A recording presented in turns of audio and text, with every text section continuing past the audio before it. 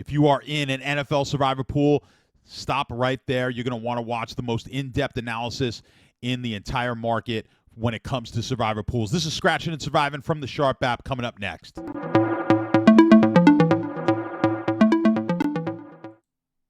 right, guys, week 6 and 7, very quiet in Survivor Pools after the first few weeks, just total chaos, eliminating a ton of people. You see the Circa pool down to 214 people. We started with 216. Only 2 people were eliminated in that pool after starting with over 14,000 and knocking it down in 5 weeks to just a little over 200 people. So we do not lose all that many in week 7. Week 8 kind of shaping up to, it looks a little chalky. We've got a lot of big favorites again this week. We're going to dive into that. For those who don't know me, I am Statsational, one of the co-founders of the Sharp app. My background is as a FX trader, currency trading. You may be more familiar with hearing more retail clients call it Forex, but I was a trader on Wall Street, taking a lot of those analytics and analysis, those tools that I used in trading, brought them over into the sports betting market, and, of course, helping us here with Survivor Pools. So check out the Sharp app. Download it. We just introduced the beta version of the Sharp app. Super excited about that. If you are a sports bettor, you're going to want to check that out. Over 50 sports books. Use code SURVIVE35. SURVIVE35. Get you 35% off. Over 50 sports books, updating in real time, live odds. If you're a top-down sports bettor, that is if you're the type that's going to look at the sharp books, see if those sharp books move, and then try to place your bet at some of the more square books. Certainly, a lot of the U.S. books are considered to be square. That's called top-down betting. You do that either with the spreads, totals, or in the prop market. And talking about props, we've got something called the Proptimizer that if you're betting props against the sports book, it's going to help you there. We've got our projections for props, and it's going to let you know which props and at which sports book you're seeing an edge. If you play on Prize Picks, if you play on Sleeper, you play on Fliff, Underdog. We've got a special tool for each one of those as well. DraftKings Pick 6. So check it out. The beta version, we're ironing out the bugs. That's why it's still in beta, but the 2.0 version is out there on the web, so you could use that in conjunction with the app. So check that out, guys. I'll leave a link down below to both the app and the beta version of the app. Again, Survive35, get you 35% off. Dive into this week. Now, week 8, I've got Survivor Grid up. I'm going to jump right into it. 35% pick percentage on Detroit. They are the most picked team so far this week. 82% win percentage or win probability on Detroit against Tennessee. Hard to really imagine. Detroit looks like one of the better teams in the league right now. Tennessee has struggled. Hard to imagine they'll lose this game. I know earlier in the season things were going a little bit crazy. It has started to normalize a little bit. So going to be a double-digit favorite here, 11-point favorite, Detroit over Tennessee at home. Going to be a hard time for Tennessee to win this game. That's why we're getting a lot of action here. 35.6% of the entries are going to be on Detroit. When you look at Detroit future value at Green Bay, we don't want to touch that. At Houston, I would say week 11 potentially the next opportunity you will have to take Detroit. They're home for Jacksonville. Could be about a touchdown point favorite in that game. Now, if you're in a small pool, we're probably just going to be looking at, we always try to look at taking the best team or the highest win percentage team of that week, and that would be Detroit. Certainly, if you're heads up in a pool, you're taking Detroit, you're not thinking about it. I mean, feel free to leave me a comment down below. I love answering all the questions from you guys on a weekly basis, what your pool's looking at. And please don't be offended if I don't remember exactly your pool. I know I talk to you guys each and every week, but it's hard for me to remember exactly what position you're at in your pool. So I apologize if I'm making you type it all over again, who you have left, who your opponents have left, but it does help me out. I go through a lot of them, and I do forget necessarily which one is which. So if you could help me out with that, it's greatly appreciated. But in most formats here, we're going to be just taking Detroit, not in most formats, but in almost all instances of situations where we have a heads-up situation for sure. We're going to always want to take the best option and hope our opponent takes maybe a team that is going to be a little bit weaker. If that happens over time, we are going to have a better chance of winning that pool than they will. It's not always going to work that way just because we have an 82% chance to win this game and maybe your opponent takes Baltimore. They're only slightly less of a probability to win, but we're just trying to increase our probability of winning by ever so much, just as little bit as we possibly can. That's all we typically can raise our expectations of winning. But if you do that over time, you're going to be profitable. That's all we're doing when we sports bet, is trying to gain just a little bit of an advantage. If you're a blackjack player, if you know anything about card counting, the house has about, let's say, about a 1.5% edge, meaning they'll collect about $1.50 on every $100 that's bet at the blackjack table. And that's considering if you're playing fairly optimally and not a card counter. It's going to be about $1.50 per 100. And, of course, not everyone's going to play optimally, so the casino is going to win even more than that on people who just make a lot of dumb mistakes at the blackjack table. But when you are a card counter, all you're doing is really flipping those odds to give yourself about a 1 to 2% chance or edge in winning. So every $100 you bet, you now will profit $1 or $2. So it's not really a lot. You have to play high volume in order to see a lot of profits, which is why we've often seen teams play as counters. They'll go in as teams and be able to pool their money and really hit the tables hard when they're in an advantageous position. So I don't want to get too deep into card counting, but listen, they all work in the same way. We're looking for value, and we're looking to just, in a survivor pool, just be able to give ourselves that much of an edge over our opposition. And if we do that over the years, unfortunately, we only get to play one. We could play many survivor pools during the course of the year, but we're only going to be able to play so many of them. But through our lifetimes, we're going to play these for many years. That's hopefully when over a lifetime of playing these, we're going to see the fruits of our labor. But again, very, very difficult. Even if you're down to 10 people, you're only a 10% chance to win your pool. So we want to just increase that edge ever so slightly in our favor and be plus EV for the long haul. So again, Detroit heads-up situations, I'm almost exclusively going to take them. We do have to make a decision if we're in, once we get to that 3-person, 4-person. We'll get to that in more detail when we get to the spreadsheet. Kansas City not being taken by a lot, 80% chance to win. Only 4% are taking them. That is because look at their next few weeks. Tampa at home. And now Tampa's been decimated here by injuries. Denver at home in Week 10. You've got Week 12 at Carolina. Home in Week 13 for Vegas. And for those of you in the Circa pool, that's one that everyone's kind of circled because in Circa, you have to Thanksgiving and the Black Friday, which there'll be a game this year, and as well as Christmas are considered separate weeks. So you really got 20 weeks to pick in Circa. And, of course, those Thanksgiving games and the Christmas Day were limited on the amount of games. So Kansas City, Vegas is one of those Thanksgiving games. A lot of people in Circa will save Kansas City for that week, so they'll be a very popular pick there. So you're seeing that's why there's low ownership. Just so many other opportunities here to take Kansas City. So even in a small pool, even if you were looking to maybe get leverage off, if you knew all of your opponents were taking Detroit, I still would probably keep Kansas City in my back pocket and maybe move to a Baltimore or a Denver, which you see also pretty high win percentage here, both 78+%.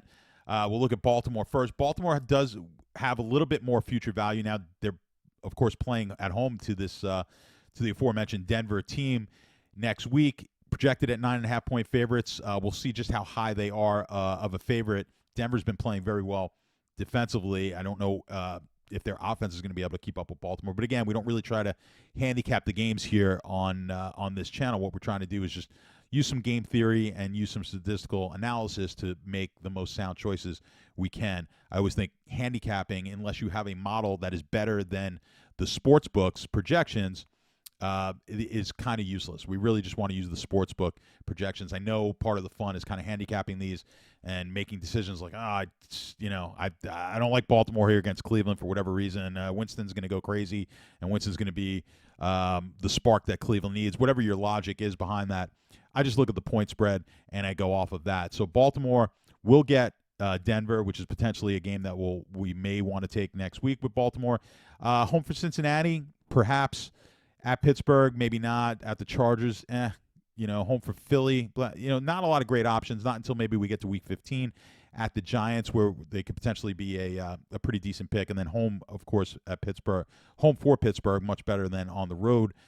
Pittsburgh in Week 11. And then, again, they're home for Cleveland in Week 18 if we are in a pool that even makes it all the way to Week 18. I think that's off your screen right there. But Denver, this is truly a team here that I think this is the only chance we're going to have to take Denver. Carolina this week, they're at home. 9-point favorites. High likelihood they win this game. Not taking them in Baltimore. Kansas City, home for Atlanta, probably not. At Vegas, maybe. Cleveland at home, possibly. We'll see what, we really don't know what Winston's going to look like. We'll see what that looks like. Indianapolis, maybe at home. Again, possibility. So we've got some potential possibilities here, but I think there's undoubtedly the Carolina game will be the best opportunity we have to take Denver. So I really like Denver in any format where it's not really small. Any of these mid-sized pools, even a larger pool, I think Denver is a really strong option. Just quickly, we'll look at Chargers, 7.5-point favorites. They're not getting a lot of attention, 3%. So there is some leverage here in taking the Chargers at home against New Orleans. We don't have a ton of opportunities to take the Chargers in the future. Maybe even more, though, than we even have at taking Denver. We'll see. The Jets at New England. I just think there's better spots here this week, being taken by 4.5%. Pittsburgh's a team that we can consider, and you'll see when we get to the spreadsheet. At home for the Giants. Pittsburgh, look at their games. Can't really see taking them a lot. We're going to assume in Week 10 at Washington, Daniels is back against Baltimore, at Cleveland, at Cincinnati. Home for Cleveland, maybe. Week 14, we'll see. Again, a lot's going to depend on how good Winston looks here, on what these spreads are going to be with these Cleveland games. But we should have some other options in these weeks. So we've got a lot of options this week. Let me dive into the spreadsheet that I have that we usually go over each and every week, and we'll look at it from a 0% future value weight standpoint. Of course, we always have the top two favorites, and this week it would be Detroit and Kansas City. Detroit, like I mentioned, really want to take them. Certainly in every heads up, if you're down to just you against one other person, just take Detroit. Don't think about it, and hope your opponent takes someone else. We talked about this last week, as we get to more and more people, if you've got 3, 4, 5 people in your pool, that's when we start to look at this threshold column. And really, if you've got 10 people left in your pool, what this is saying, if you've got about a third or 3 of those people are going to take Detroit, you can fade them with anyone over 77%. So that's basically Denver, Baltimore, and Kansas City would be a decent fade opportunity. But these are also teams that a lot of other people are taking. So really, a fade of Detroit here is going to just put you on another team that's going to be fairly decently owned. So I think in small pools, I think you just kind of go ahead and either just take Detroit or you take Denver. I think those are your two options because of the fact that we're not going to want to take Denver really anymore, certainly not in the near future. I think there might possibly be some opportunities to take Detroit. It does get us off Detroit. I know it's a little bit of a weaker play, but I think as we get more people alive in your pool, 5, 6, 7 people, I think Denver would probably be the pivot I would take in those kind of pools for that reason. Now, the other thing I didn't mention, now, the two teams that are playing in the late window, Kansas City is playing at 4 o'clock, and you've got Denver also playing at 4 o'clock. Does open up a little bit better hedging opportunities. We want to take those games that are as late as possible. Now, the Pittsburgh game, I believe, is the Monday night game. Or the Sunday night game. Is it Pittsburgh the Monday night game? Is the Monday night game. So not really, I wouldn't be taking Pittsburgh at all in lesser pools. We'll get to that. Let's jump to 25% and talk about it. But I don't really like Pittsburgh in any pool other than a really large pool, so I'm not looking at them as a hedge opportunity. But there is potential someone in your pool. If you have 10 people in your pool, one person may take Pittsburgh and have that ability to be the last one and see the landscape of the pool before they make a hedge bet. But it's not really a play I really like in smaller pools. But just keep in mind, you will have some more information than the rest of the pool, those who are on Tennessee, who have a 1 o'clock game. If Detroit were to get upset and knock a few people out of your pool, that would give you a bit more information. Or if Baltimore loses to Cleveland, gives you a little bit better, clearer picture on what your hedge bet can be if you bet or if you pick here this week either Kansas City, Denver, or Denver, right, which both are viable in small pools. Again, Pittsburgh would be the last game, but not taking them in small pools. At 25%, you see Denver becomes the second option here, or the first option, really, with Detroit being the second option. And that, again, goes to the fact that we've got limited future value on the Denver side. I like Denver here in just about all formats because of that. I know they're not the highest win percentage team.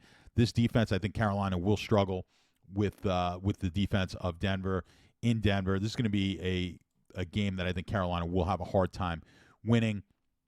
I think in Circa, we're going to get more people on Denver. Circa tends to be a little sharper than your average home pool. I think Denver is going to wind up being the most owned of the teams, of the picks in the Circa pool. But we're seeing right now, as according to Survivor Grid, 21% on Denver, 35.6% on Detroit. I just really like Denver here in all formats. So a lot of my answers to your questions are going to be Denver when you guys ask me about your particular pool. Now, we'll take a look at 100%. And when we look at 100%, for those of you who were in pools that started up again late, or you still have a lot of people left in your pool, you were in a really huge pool, we'll look at the 100%. Now, Denver continues to be the strongest option. Why? They've got them at the lowest future value of all the favorites. So the less we take into account future value, Denver's going to be a stronger and stronger pick. And I was talking about Pittsburgh a bit. They are definitely an option. We don't have a lot of future value on Pittsburgh, but I really only like them in very large pools. It's the only way I would get off of Denver is to just get a high amount of leverage, because a lot of people will take Denver. If I'm in a super large pool, one that's going to be extremely difficult to win, that's the only type of pool I would consider, hundreds of people left in a pool before I start considering Pittsburgh as a play. The third choice still would remain Detroit, and then we've got the Chargers here, who have a limited amount of future value, as a fifth choice. I think, you can really consider a lot of these big favorites. You're going to get high leverage against these top teams like Detroit and Denver and Baltimore. I just think the most sound play in most formats is going to be Denver this week. And again, in small pools, you do have that advantage of being able to possibly hedge with them. The smaller the pool, though, I think Detroit would be the play. So that is going to be it for me this week. You guys, as always, leave your comments down below. Appreciate it. And appreciate you guys subscribing, liking all of these videos. So until next week, we'll see if we get another calm week. I'm going to have just about all of you back with me next week. But we've got a lot of big favorites this week, so we'll see if it stays calm or if we get some chaos. If we get chaos, there's going to be a lot of pools won this week, that's for sure. Good luck in your pool, and I will talk to you all and see you all next week.